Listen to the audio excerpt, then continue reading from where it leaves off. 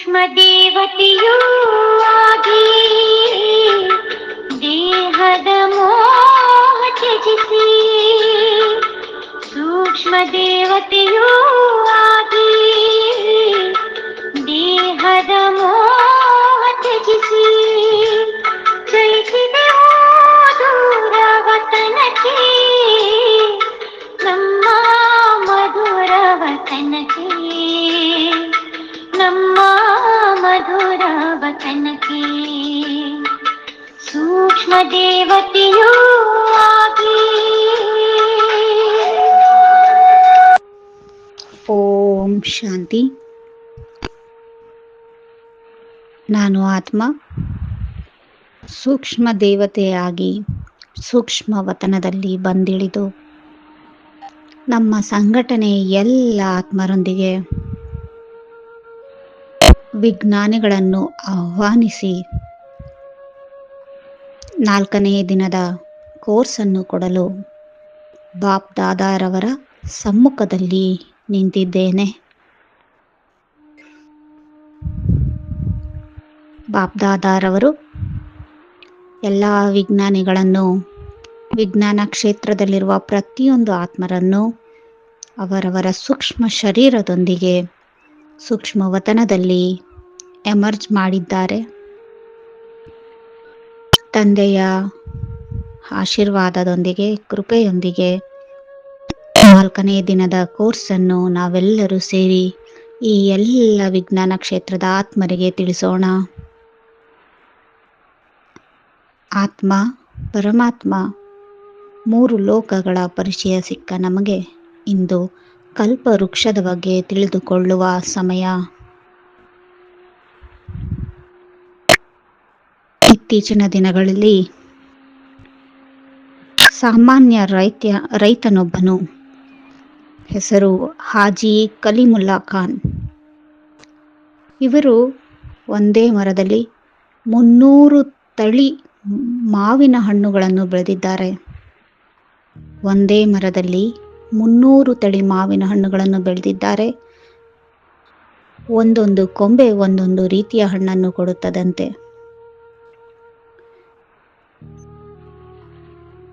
Grafting technology ಎಂಬುದನ್ನು ಬಳಸಿಕೊಂಡು 80 ವರ್ಷ ವಯಸ್ಸಿನಲ್ಲಿ ಇವರು 300 ರೀತಿಯ ಮಾವಿನ ಹಣ್ಣುಗಳನ್ನು ಒಂದೇ ಮರದಲ್ಲಿ ಬೆಳೆದು ಪದ್ಮಶ್ರೀ ಅವಾರ್ಡನ್ನು ಪಡೆದುಕೊಂಡಿದ್ದಾರೆ. ಆದರೆ ತಿಳಿದುಕೊಳ್ಳಬೇಕಾದ ವಿಚಾರವೆಂದರೆ, ಮಾವಿನ ಬೀಜವನ್ನು ಹಾಕಿದ ಮೇಲೆ ಆ ಮರದಲ್ಲಿ ವಿಭಿನ್ನವಾದ ಮಾವಿನ ಹಣ್ಣನ್ನು ಸಿಗುತ್ತವೆ.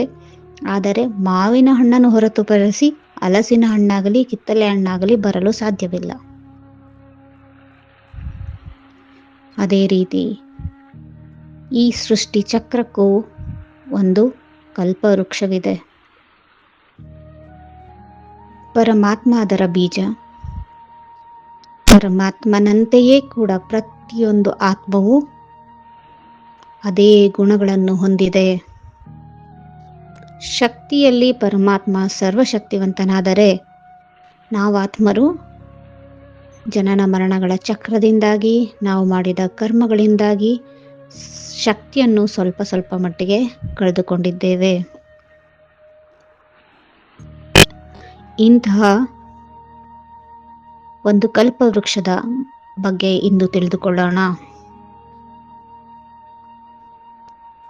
ಒಬ್ಬ ವ್ಯಕ್ತಿಯು ತನ್ನನ್ನು ತಾನು ಗುರುತಿಸಿಕೊಳ್ಳುವ ಧರ್ಮ, ಜನಾಂಗ, ಭಾಷೆ, ರಾಷ್ಟ್ರೀಯತೆ, ಸಂಸ್ಕೃತಿ, ಪೂರ್ವಜರ ಜೊತೆಗೆ ಅವರ ವ್ಯಕ್ತಿತ್ವ, ನಂಬಿಕೆಗಳು, ದೃಷ್ಟಿಕೋನಗಳು ಮತ್ತು ಆಲೋಚನೆಗಳ ಮೇಲೆ ಅವನ ವ್ಯಕ್ತಿತ್ವ ನಿರ್ಭರವಾಗಿರುತ್ತದೆ. ಅವನ ವ್ಯಕ್ತಿತ್ವದ ಮೇಲೆ ಇವೆಲ್ಲವೂ ಪ್ರಭಾವ ಬೀರುತ್ತವೆ. ಹಾಗಾಗಿ ವಿಜ್ಞಾನಿಗಳು ಕೂಡ ಒಬ್ಬ ಮನುಷ್ಯನ ಕೆಲವೊಂದು ವಾಸಿ ಮಾಡದಂತಹ ಕಾಯಿಲೆಗಳನ್ನು ತಿಳಿದುಕೊಳ್ಳಬೇಕಾದರೆ ಅವರ ವಂಶ ವೃಕ್ಷವನ್ನು, ಫ್ಯಾಮಿಲಿ ಟ್ರೀ ಅಥವಾ ಜೀನಿಯಾಲಾಜಿಕಲ್ ಟ್ರೀ ನೋಡುತ್ತಾರೆ. ಅವರ ಪರಿವಾರದಲ್ಲಿ ಯಾರಿಗಾದರೂ ಈ ರೀತಿಯ ಕಾಯಿಲೆ ಇತ್ತಾ, ಇದು ಎಲ್ಲಿಂದ ಬಂದಿದೆ ಎಂದೆಲ್ಲ ತಿಳಿದುಕೊಳ್ಳುತ್ತಾರೆ.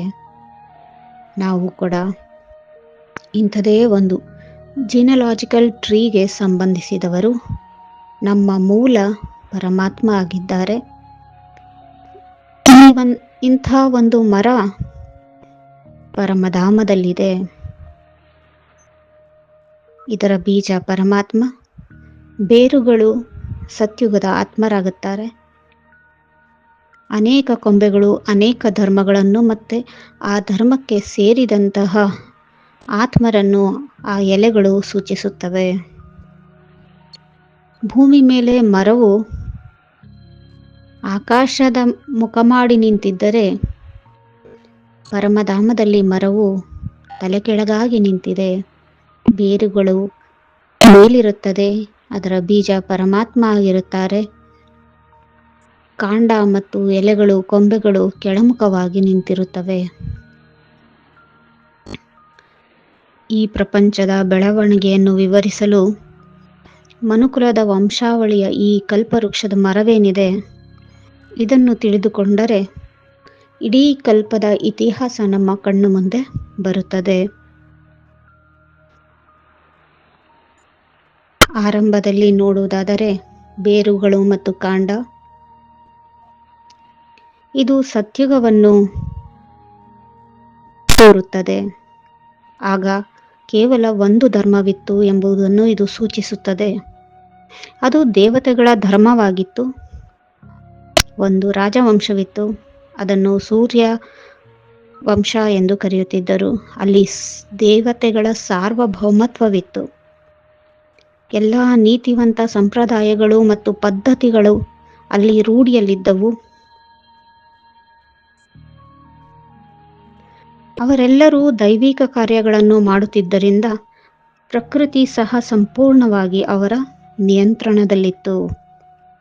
ಅನಾರೋಗ್ಯವಾಗಲಿ, ಪ್ರಕೃತಿ ವಿಕೋಪವಾಗಲಿ, ಆಹಾರದ ಕೊರತೆಯಾಗಲಿ ಯಾವುದೂ ಅಲ್ಲಿರಲಿಲ್ಲ. ಎಲ್ಲ ಅಂಶಗಳು ಶುದ್ಧ ಮತ್ತು ಸಂಪನ್ನ, ಅತ್ಯುನ್ನತವಾಗಿತ್ತು.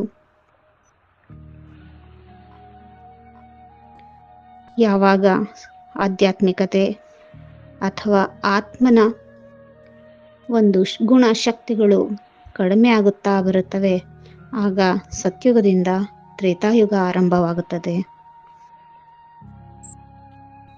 ಆದರೆ ಆಗಲೂ ಕೂಡ ಸಂಪೂರ್ಣ ಶಾಂತಿ ಮತ್ತು ಸಂತೋಷದ ಸಾರ್ವಭೌಮತ್ವವಿತ್ತು.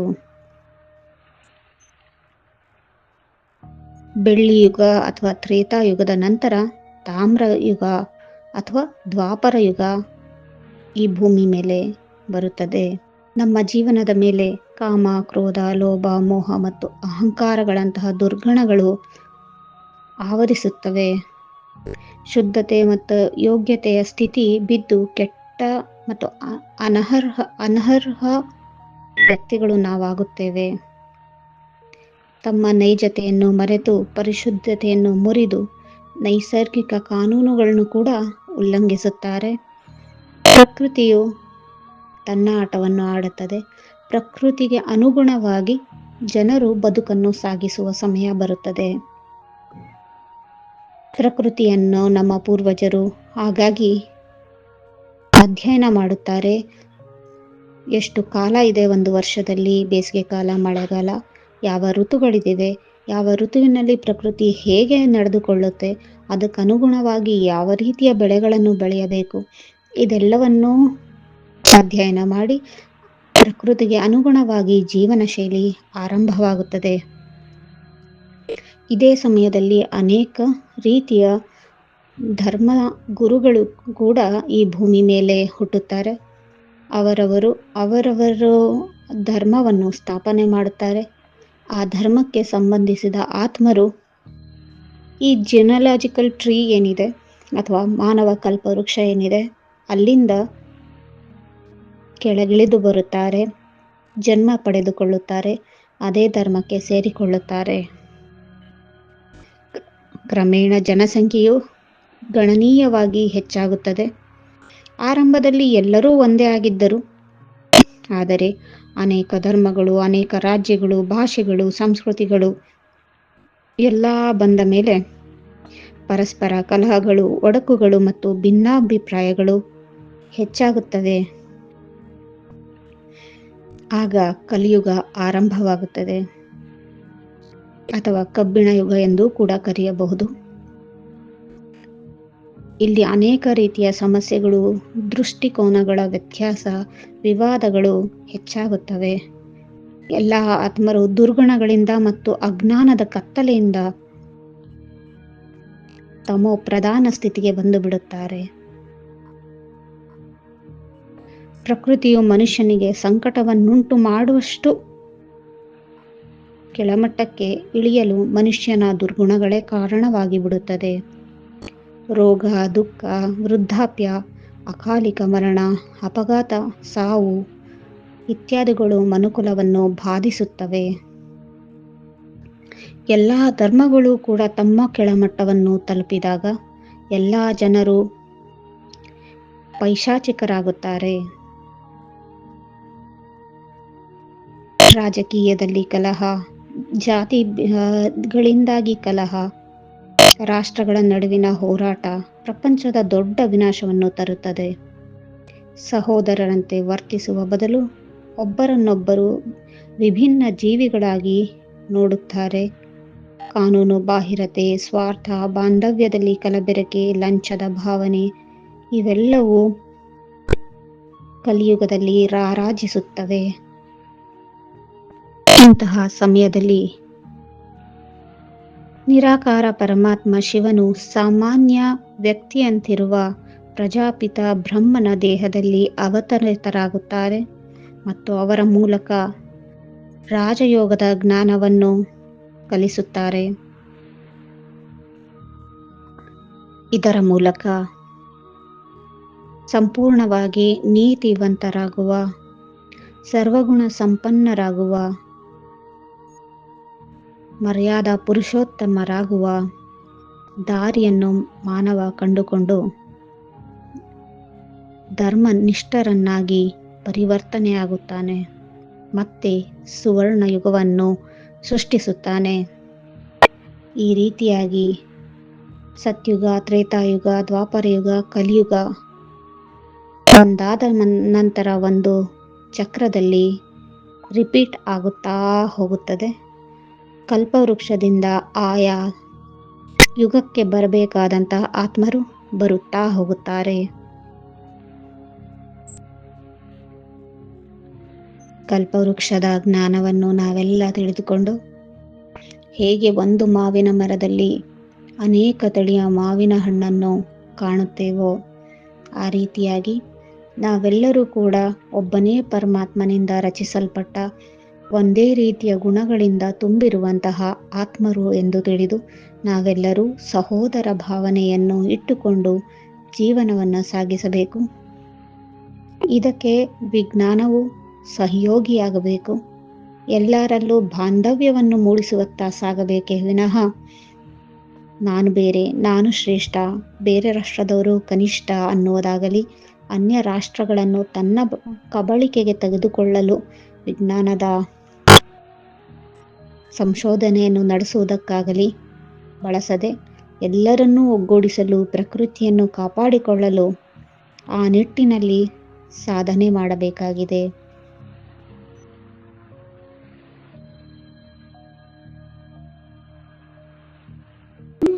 ದೇವತೆಯೂ ದೇಹದ ಮೋಹ ತ್ಯಜಿಸಿ ಚಲಿಸಿದೆವು ದೂರ ವತನಕ್ಕೆ, ನಮ್ಮ ಮಧುರ ವತನಕ್ಕೆ, ನಮ್ಮ ಮಧುರ ವತನಕ್ಕೆ. ಸೂಕ್ಷ್ಮ